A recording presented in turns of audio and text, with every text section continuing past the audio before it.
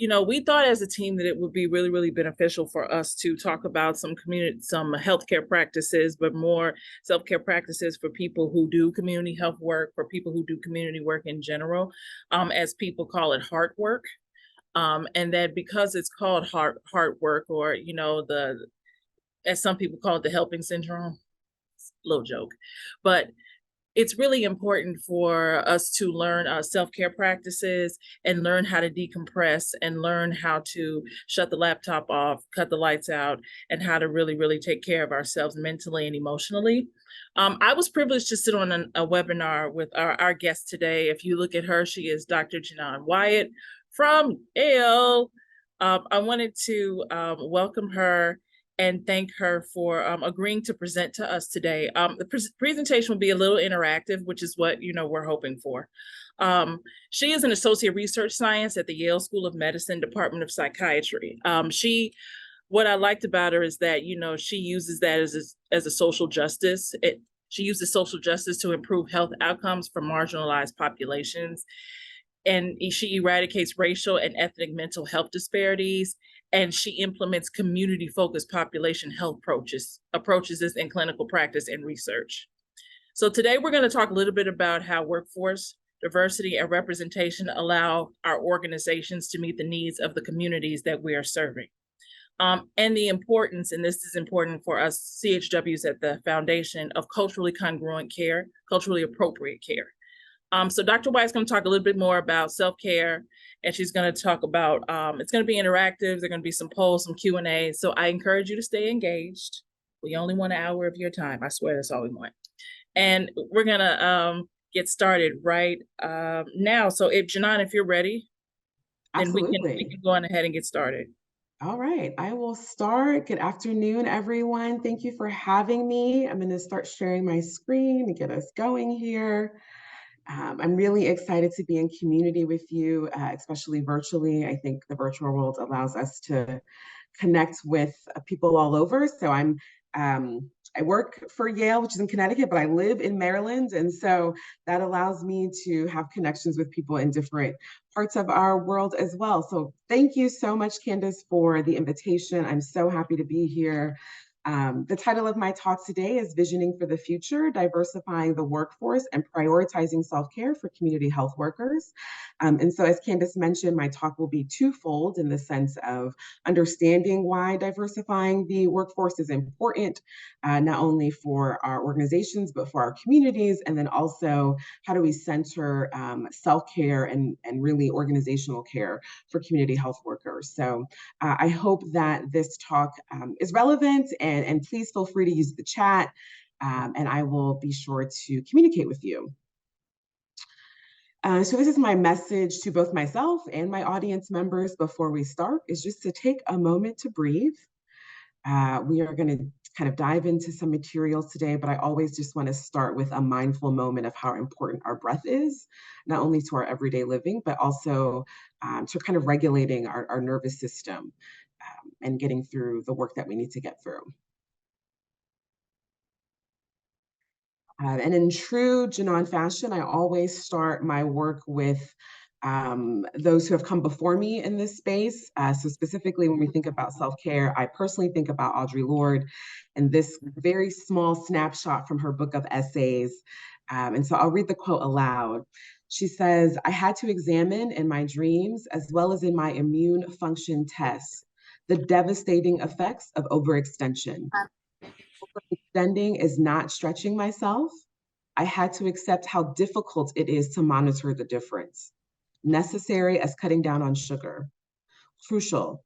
Physically, psychically, caring for myself is not self-indulgent. It is self-preservation, and that is an act of political warfare."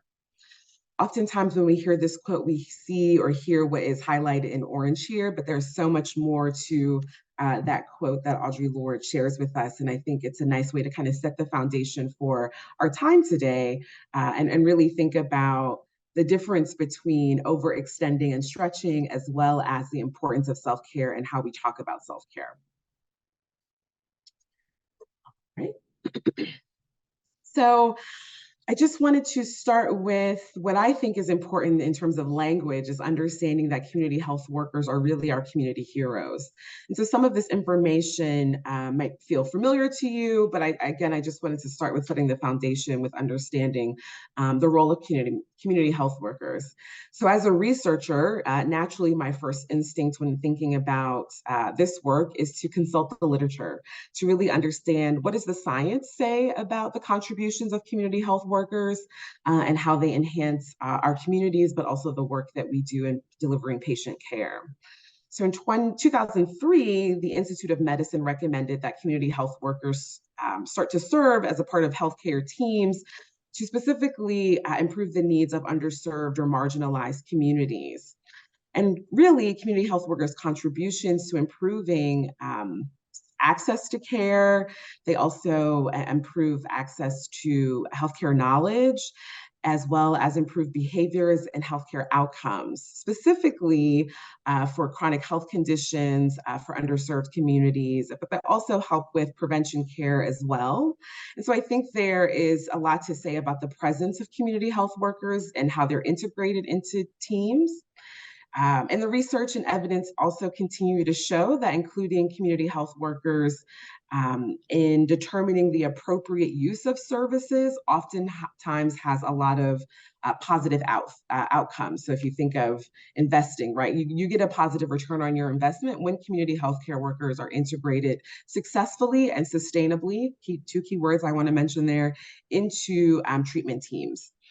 We also see that incorporating community health workers into treatment teams allows for a shared experience between clients and community health workers, which allow for a really open and authentic relationship. And furthermore, allows clients to see themselves and hope for themselves through someone else's success and through someone else's eyes and stories, which we hope makes a more likely success for them managing some of their health conditions and or illnesses. And so I think there's kind of at the organizational level and a reason why we highlight community health workers as community heroes, but I think also it's important to recognize at the personal individual level and the community level as to why community healthcare workers are really vital to teams and the type of community knowledge and really cultural competence that they bring to the work. I also want to help folks understand why prioritizing equity, diversity, inclusion, and belonging is so important. And I recognize these are oftentimes terms that are bounced around, and especially in today's world, post 2020, when, excuse my transparency, but it's like America finally realized that America has a problem with racism. And so now we're really starting to think organizationally, how do we prioritize equity, diversity, inclusion, and belonging? So one, I wanted to note that it's important to understand that there's a growing understanding and conceptualization that there is a relationship between a provider's work environment, patient outcomes, and organizational performance. And that is not absent when we think about equity, diversity, inclusion, and belonging. It's also important that organizations value EDI or EDIB as central to their mission, to their work, and not only make that central, but continue to evaluate the workforce in terms of their perception of progress. So I provided some definitions for equity, diversity, inclusion, and belonging that you can see here. Feel free to take a snapshot with your phone. But really understanding that at the center of it all is a sense of belonging. And so I think this is important, especially when we're talking about community health workers, because if there's not a sense of belonging on healthcare teams, like you are valuable, you're bringing lived experience and expertise to the team. If you don't feel that you belong, you're not going to necessarily feel like you're a part of that organization or that your contributions are meaningful, which is going to affect not only your psyche, but how you interact with coworkers and how you interact with the patient population. And so I just wanted to kind of use this as an example to think about how your organization or organizations are really thinking about equity, diversity, and inclusion and belonging. How are you centering that? But more importantly, how are you operationalizing that? What does that look like day to day? and what type of policies are put in place. And this is, again, going beyond a mission statement. It's not enough for organizations to kind of create a team or have a one person serve to oversee diversity efforts. Really, organizations as a whole must value diversity and inclusion as kind of the central to their mission and their workings from day to day. So I hope that kind of creates a framework for how we think about diversity, specifically in the workforce as it relates to community health workers.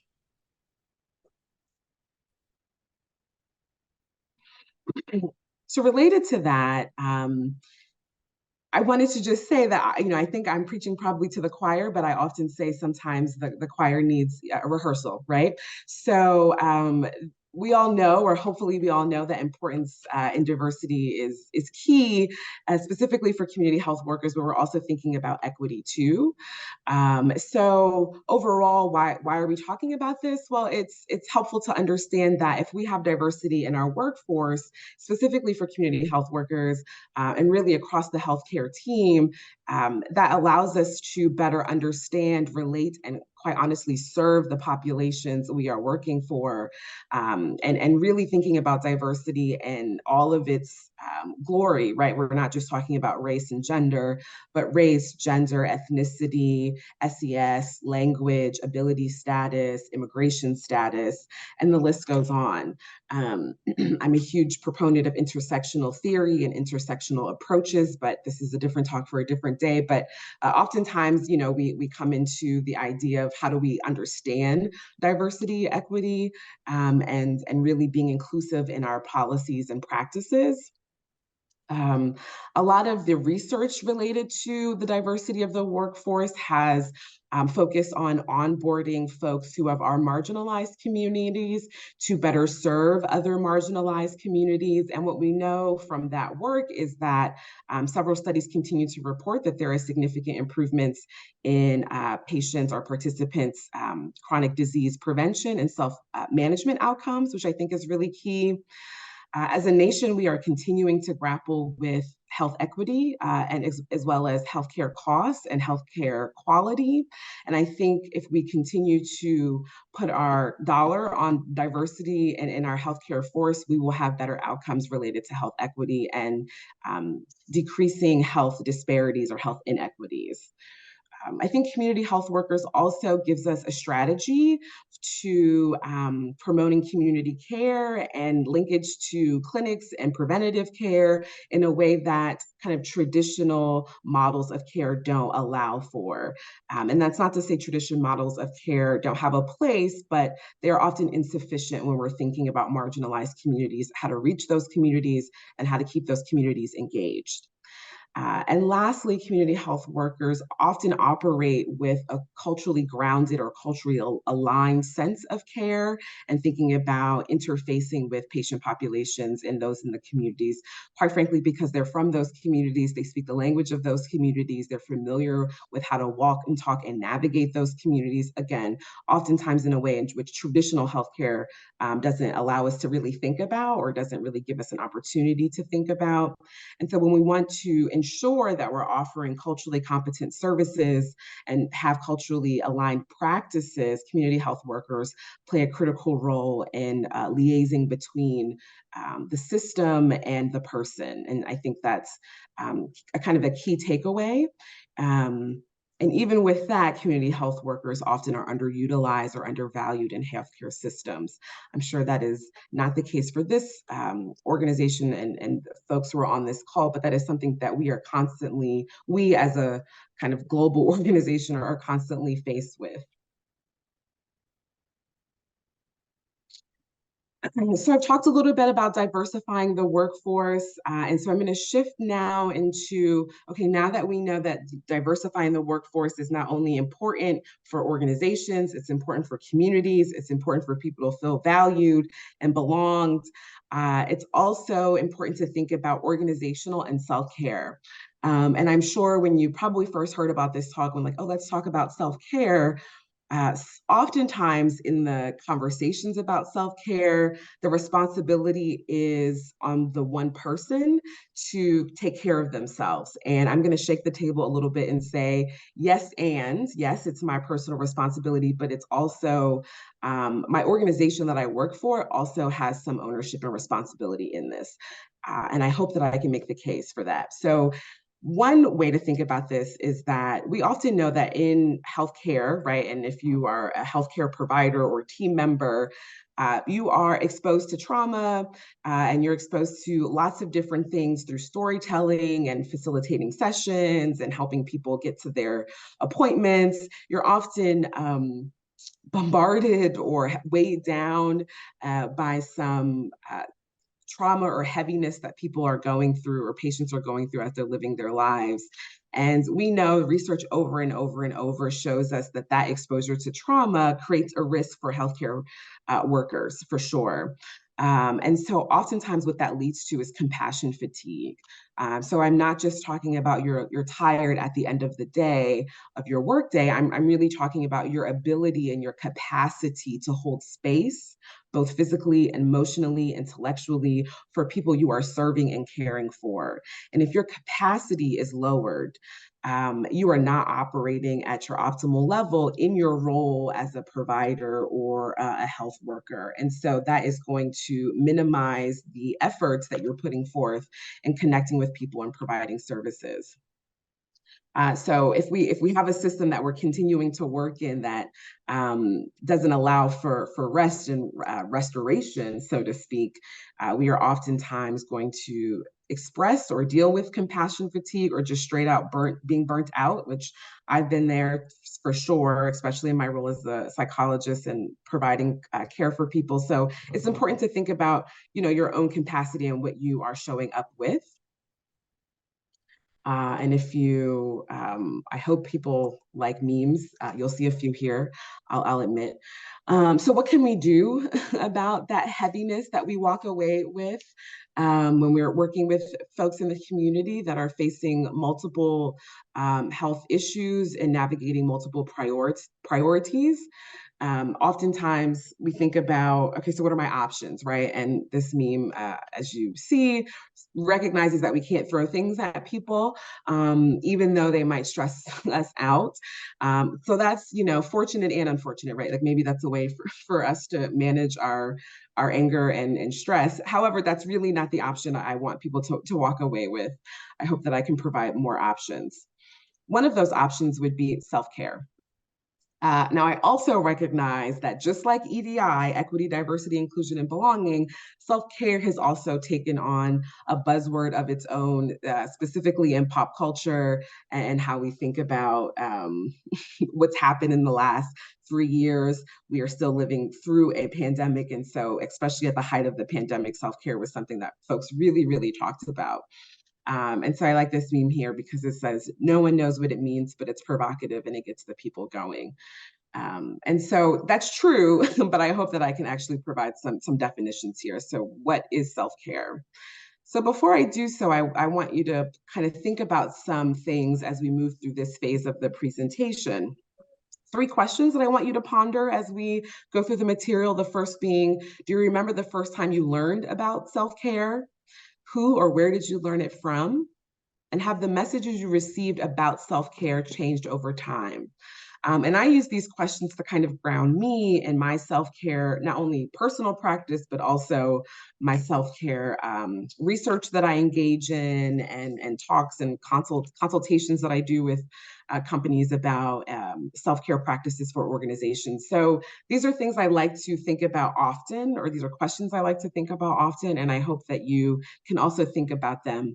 If we have time for today, I'll kind of share my answers to this throughout. So what is self-care? Well, quite frankly, there isn't a clear consensus on one definition of self-care. And I like to often think about self-care as a term that is overused and quite frankly, underdefined. Again, as a researcher, I consult the literature. What does research say about self-care? So in the literature, researchers have attempted to operationalize self-care in order to engage both academic and healthcare audiences, as well as the general public, which is should be the goal, really, but oftentimes gets us in this, we just have lots of words floating around. So I'll share 3 definitions that I personally like and that personally resonate with me. The first being self-care is influenced by cultural norms or context specific to the individual. Self-care is also influenced by self-efficacy, sense of control, knowledge, and values. The second definition is self-care is a continuum of behaviors ranging from total independence to reliance on communities or one's network of care. And the third definition I have here is self-care involves ongoing practice of self-awareness and self-regulation for the purpose of balancing the physical, psychological, and spiritual needs of the individual. So what most of definitions and what most of the research indicates about self-care is that it is an activity that we engage in. It's an activity that often requires self-awareness, and it's an activity or activities that we engage in to create a sense of harmony or balance, both internally as well as externally. I always just like to mention that self-care is individualistic and it is unique to everyone, right? There is no one size fits all or model to self-care. And it is indeed for sure guided by our cultural values and worldview, as well as our life situations and the available resources we have at the time is going to shape our self-care practice. So we have our first poll question, and I know Kim's going to help us launch the poll. This is just a chance for you to think about the importance of self-care in your life. So you should see the poll on your screen now, and the question is self-care important, an important part of your life? Your answer choices are yes, no, or not yet. I'll just wait a few minutes as the polls come in or the answers come in. Janan, can I just check that you're also able to view the responses? Yes, I can see the responses. Okay, great. Thank you. All right, we've got 75 participated so far. Maybe folks are on their phones and or multitasking and quite, all right, we've got 82. I think that's a good place to stop. So I will end the poll and share the results so you guys can see how you all responded as audience members. So overwhelmingly, people said yes. And I love the one person that said not yet, which is really better than no. So I will take that. And thank you for your authenticity and your transparency and thinking about the importance of self-care in your life. Thank you for being honest with us here. So I'm glad to hear that self-care is important to many of you. I'm going to stop this poll and then I'll go on with my slides. Thank you, Kim. Okay, so why is self-care important for healthcare professionals? Well, one, self-care is an integral part of caring for others, right? That's that famous quote, you can't pour from an empty cup, right? So if your job is to help care for others or be on a service team for others, if you're not caring for yourself, again, your capacity is limited in doing so. Self-care also prevents compassion fatigue, which we talked about, as well as professional burnout. And so again, if you aren't kind of taking care of yourself, and if you don't have the awareness to say like, oh, I'm really tired, I'm really exhausted, I'm hitting the wall of burnout, or there's this life change that's gone on in my life and I really need to rethink my day and my schedule, or I just lost someone and grief is really starting to take over. I need to take care of myself. You cannot really fulfill your professional responsibilities and duties without that type of self-awareness and as well as self-efficacy. We often think of self-care as an installation for stress, so being able to manage stress better in our day-to-day, but also in moments that are high stress or more stressful than others. And I would argue, as well as Barnett and Cooper, that self-care is an ethical obligation. For many of us in our code of ethics, self-care— Hi, I need to, I had an appointment today that I had to cancel and I need to— Oh. Self-care is an ethical obligation. So for many of us, I know for me as a psychologist, self-care is not mentioned in my code of ethics, and perhaps for others in the room thinking about your perspective, professions and organizations or professional organizations, it's not really mentioned, but I argue to say that it should be. Again, if the goal is to serve others and care for others, if we are not doing that for ourselves, our capacities to do so are just limited, and our work is inhibited in some way. So I have another poll question for you all. This is the second poll question. What is one barrier you often, oh, I'm sorry, I must have messed up here. Okay, that's good. Okay, so actually I'm gonna ask the question on the poll and not the question on the screen. Do you have a current self-care plan? I apologize. I think I mixed up my slides there. That's okay. I think I have it. Can you see it or You no? do, but I think it's later in your queue. But this is fine. This is fine. Okay. All right. So self-care plans. Your responses are yes, no, or no, but I want to create one. So we'll wait for a few more responses to come through.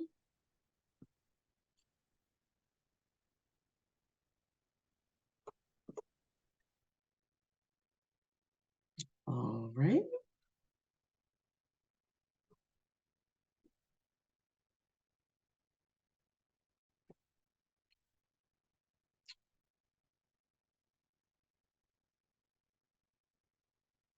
%75%. Oh, 79. We're getting close. We're getting close. I appreciate your participation, everyone. I am going to end the poll in 3, 2, 1. Okay. I'll share the results. We got most folks who responded. Okay, so a nice split here. So 52% of you all said yes, you have a self-care plan. Great, kudos to you. We'll talk a little bit about what to do with your plan as you move forward. Some folks said no, 13%, and then 35% no, but I want to create one. And so again, thanks for those who really did some self-reflection to think about where you stand in this kind of continuum of having a self-care plan. I'm gonna stop sharing. Okay, we'll get to that last poll question sooner than later. Trust me, it's built in. All right, so I want to take a moment to really acknowledge that oftentimes self-care has a lot of stereotypes, which then really act as barriers. Oftentimes people think, okay, well, self-care, what comes to mind when I think of self-care? Oh, I think of, a woman sitting on top of a mountaintop, sitting in prayer pose and overlooking a mountain scene. Or I think about trips to Fiji, that's self-care. I think about massages, or just, being able to golf all weekend is self-care. Oftentimes we think of self-care as behaviors of indulgence, and that's no fault to us. That's honestly what is promoted really in the wellness industry, because it now has become an industry instead of something that we should just be doing and not. Anyway, that's a different speech on capitalism. But anyways, behaviors of indulgence is often a stereotype for self-care. Oftentimes people also think, well, I have to deserve it. I have to earn it. I have to do something that can say, okay, now I can have a moment of self-care or do something for myself that's going to be restorative. And that really gets into that trap of, well, something has to happen in order for me to practice self-care, right? The two become connected, and I want to debunk that myth. And there's lots of other things up here. Self-care has to be done in isolation. You can't really practice self-care with others. Again, I want to debunk that in the terms of there is a such thing as community care, right? And how do community care and self-care align, and what are the merits of both, and how do we blend the two, because both are important, specifically community care. As we think about racial and ethnic minoritized community, we often think about community care before we think about self-care. There's some other barriers here. People don't have time. They don't feel like they have the money in terms of resources. There's guilt that comes in. A lot of parents often report, parental guilt when it comes in, like, oh, I don't really have time to do this for myself. Or if I do this to myself, that's time away from my kids. And what does that really mean? People also really talk about self-care as being selfish because it's something for you and you should be really, being of service to others. So there's lots of things that are up here that perhaps resonate with you, but the real message here is that really, if we only think about self-care in these stereotypes, that they're behaviors of indulgence, that they're only accessible to a select few who have the resources to access them, that they have to be practiced in isolation, what that leads to is a very distorted view of self-care, but it also distorts the necessity of self-care, not just our understanding of self-care, but the idea that we have to engage in self-care. Remember, Audre Lorde said self-care is not an act of indulgence. It is an act of self-preservation. It's how we preserve ourselves, specifically in the work that we do, and dare I say, in the society that we live in. So I want to shift the paradigm a little bit and not think about self-care as these very individual things that we do in isolation or just behaviors of indulgence, but really broaden the way we think about self-care above and beyond individual behaviors. And for me, this model is really helpful. It's by Miller. She created this model in 2019 and really outlines how we think about self-care in a very expansive way. This model allows from a shift from the very limited perspective and viewpoint of self-care as self-care behaviors, which is really this bottom layer here. This bottom layer here as self-care behaviors, again, those individual behaviors that we do, and expands to think about self-care skills, self-care desires, self-care orientation, and self-care support. And this in-depth understanding of self-care as a multi-layered process or understanding allows us to think about self-care in a more comprehensive way. I've offered some, not definitions, but ways that, this resonates. So self-care support, which we'll spend some time on today, is really the sense of feeling confident and supported and effective ways of caring for myself, which is, again, very different than self-care behaviors, which are things that I do to care for myself. This is not to say one is more important than the other, or one level is more important than the other, but really to understand the cognitive process as well as our environmental factors that support or get in the way of self-care. And so I hope this is helpful.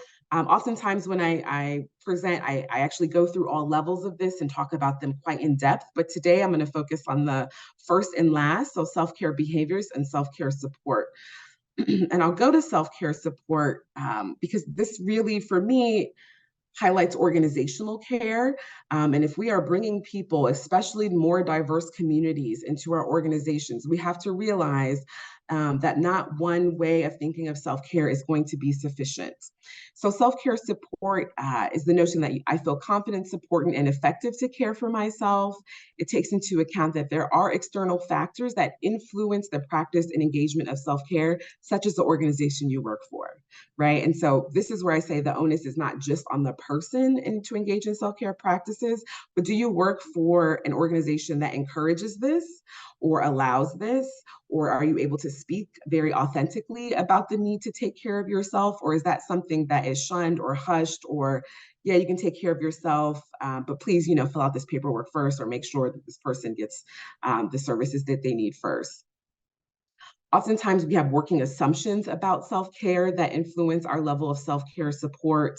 And self-care support, in my opinion, really recognizes the impact of oppression in communities and thinking about, again, what are things that get in the way of having a self-care practice? And then there's community building that happens at that level of self-care support. I'll go into my next slide that also kind of gives some more details about what this looks like. So why is self-care support important? Again, thinking about an organizational level. Well, one, it operates with the assumption that individuals may not know what self-care is or how to engage in a self-care practice. More importantly, have resources that are accessible to them to execute a self-care plan. So what role does organizations have in working with these assumptions? Well, organizations can provide information, training, and resources. Something like today, having someone come in and really talk about self-care. I hope I make some impact in the 45 to 50 minutes that I have, but also connecting your work workforce to recognizing their EAP and what resources are available to them. Again, recognizing that self-care support acknowledges the role of oppression, especially when we think of intersecting identities of our workforce or the lived experience of communities of color, and how that can influence a self-care practice. The ownership or the responsibility, rather, of building self-care support from an organizational level requires systems, institutions, your workforce, really to prioritize increasing self-care capacities and sustainability. So as a supervisor, if I realize that perhaps those who are on my team seem to be really burnt out or struggling with some compassion fatigue, it is my responsibility to have an awareness of that and then prioritize how those on my team can better take care of themselves. It also requires that I or an organization respond to unique wellness needs of a workforce. Again, this is going back to the idea that there is no one-size-fits-all model for what self-care looks like. And so giving someone a mental health day as a day off is thank you. And if I don't know what I'm supposed to do or how to take care of myself, then we're really only meeting half the problem. And so there are unique ways or creative ways to better meet the needs of your workforce as it relates to engaging in self-care. Also, organizations can implement programs or initiatives that support the self-care needs of their workforce, as well as considering local cultural health and economic landscapes. One example that I can think of, again, my training and background is in psychology. So as a psychologist meeting with people one-on-one and doing psychotherapy, I once had a supervisee say like, oh, I told the client or the patient, well, if maybe you just go for a walk outside every day, right? Maybe that can help with some of your stress management. And I said, okay, that's a great suggestion. And have you thought about the environmental landscape in which they're in? Is that an accessible tool for someone to use for stress management? Maybe they don't live in a neighborhood that feels safe enough to do. And so how do we work with that? Or if we tell kids, well, go to the playground and make new friends. Well, what is at the kids' playground, right? Is that a safe environment? Again, are you taking an environmental scan and considering some of these real life points of navigating that people have to really think about as they create and sustain a self-care plan? Also, are we thinking about cultural factors? Again, self-care is not practiced only in isolation, and there is, in fact, a lot of merit behind community care. So would it be more important to tell someone to, given their cultural background and kind of worldview, is it important to tell them, well, like maybe you should just take some time for yourself? Or is it more feasible to say, I wonder if there's a community event that's happening this weekend that you can go to? Or is there something in your community where you could be around people who look like you, who talk like you, who dress like you, who have swag like you? And what does that look like? And then also recognizing the support of community building. And I think that's really important. I do want to say I see some messages in the chat. And thank you, Adam, for putting Dr. Miller's paper there that goes over the original model. I published a paper in 2021 that goes over this model and takes into more account the cultural influences of how we think about this model. And perhaps during the Q&A, if someone doesn't find it before me, I can put that in the chat as well. But it's really contextualizing this model and thinking about self-care specifically for Black and Brown communities.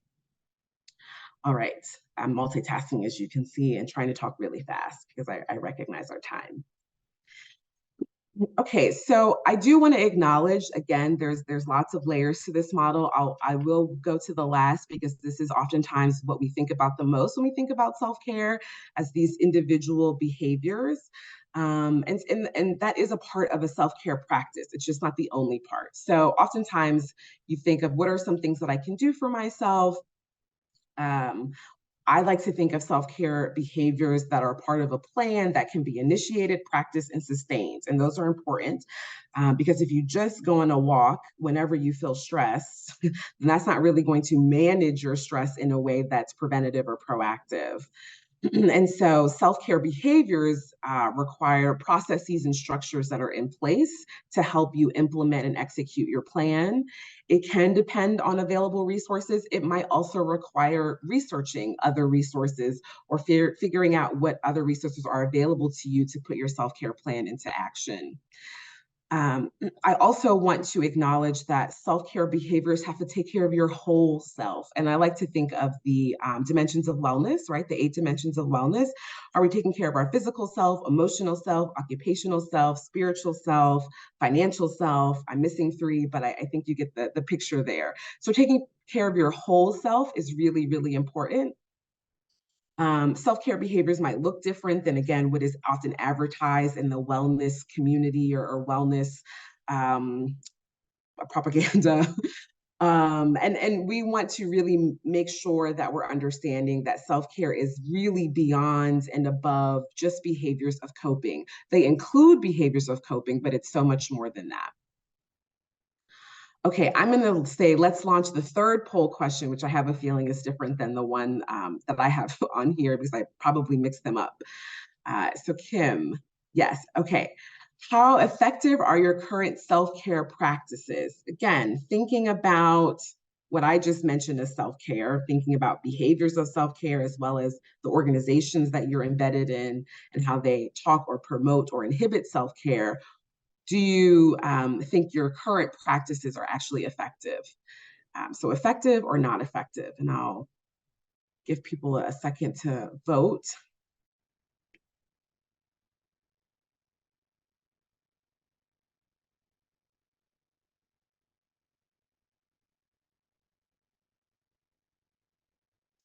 All right. Close the vote in 3, 2, 1. Oh, someone just came in. Good call. All right. I ended the poll. I'll share the results here. So 65% of you said that you feel like your self-care plan or your practices are quite effective, which is great. And I hope they continue to be, and I hope that you can sustain them and really evaluate when they're no longer working for you and how do you pivot. And for those of you who say my self-care practice is not effective, I encourage you to kind of lean into thinking about what's not working. Is it a sense of time? It doesn't work when I need it to work, and perhaps I need a plan around being more proactive instead of reactive. Is it not effective because it just doesn't, practices don't exist for you, and maybe you want to start thinking about creating a self-care plan that you want to execute? Is it not effective because you want a self-care plan and you have no idea where to start? That's a different way to reflect and think about this. So really think about what's not working for you and why it's not working for you. And again, how do you pivot from that? Okay. I'm going to, oops, here we go. I'm actually going to just skip ahead and we'll skip the last poll question just because I know we're short on time. And I want to give people actual tangible ways to think and execute some of this. And so I listed a list of strategies for organizational care as well as self-care. And so this list is not comprehensive by any means, but I think something for you to walk away with and really think about moving forward. So I like the terminology call in when you're capable and not out of obligation. So if you want to call someone in to say like, hey, this is something that didn't sit well with me, I'm thinking about workforce or an organizational care. Also, for those who are of the global majority or the majority within your organization, using your privilege to call out injustice when you see it. Oftentimes that requires courage, but really leaning into that courage and leveraging your privilege in a way that gets all of us closer to our goals related to equity, diversity, and inclusion and belonging, as well as our goals related to health equity. This could be a really key move here for folks to do. Also acknowledging new roles and conversations that are happening given our current climate in this society as it relates to race, ethnicity, and our changing demographics, and they will continue to change. So be very aware of how those conversations take place, and if you want to take place in them, or if new roles are coming up, or if you're being tapped on the shoulder to do something, think about how you are going to sustain in that role, because that is also you thinking about your own self-care. Creating communities and leaning on them for support, again, within your organization, but with also in your home communities, and really thinking about community care here, utilizing community efforts as self-care, which I talked a little bit about. Reflective activities such as meditation, journaling, can be really transformative for people, as well as movement. I like to think of movement as intuitive, that feels good for you. So if that's doing a HIIT training workout, go for it. If that's doing some dancing in your living room, please go for it. If that's yoga, go for that. I also really think it's important for people to cultivate joy. Especially in your roles as community health workers, especially in your roles as those who are serving in communities. It's really important to make sure you are aware of ways that you can cultivate joy for yourself and actually do so. And practice a lot of self-compassion, which is a message I have to remind even myself of on a daily and, depending on the day, hourly basis. I hope I'm never not invited again, but I also recognize that self-care is also knowing when it's time to leave your organization, depending on how things are going. So this is a quote that I saw on Twitter, or now X.